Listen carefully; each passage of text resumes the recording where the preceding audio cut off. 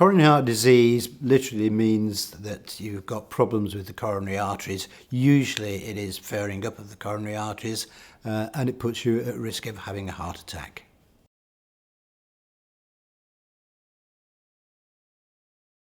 There are a number of measures that you can do to try and reduce your risk of coronary heart disease and therefore future heart attacks.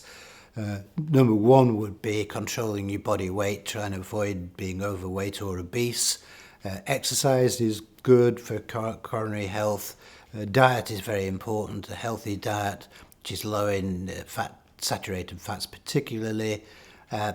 Not smoking, that is an absolute critical risk factor for coronary disease. And controlling blood pressure, making sure that that's normal. These are the sort of measures that one can do just with lifestyle measures.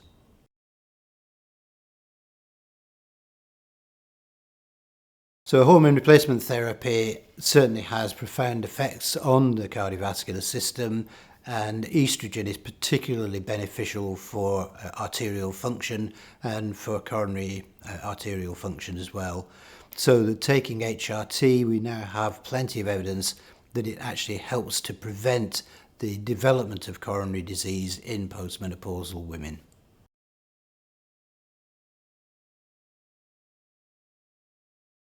For women who are at increased risk for coronary disease, certainly you can take HRT, and if it's taken properly, it could well be beneficial.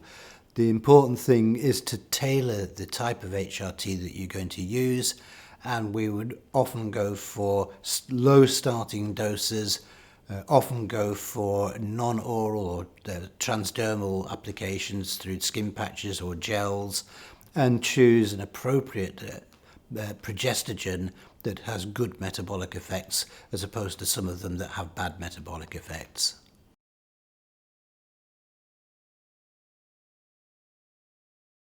People with raised blood pressure can certainly take HRT because by and large HRT does not increase blood pressure. It has usually very little effect or may even have a slight lowering effect.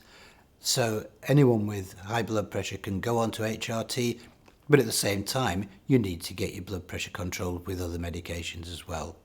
But it certainly is not a contraindication.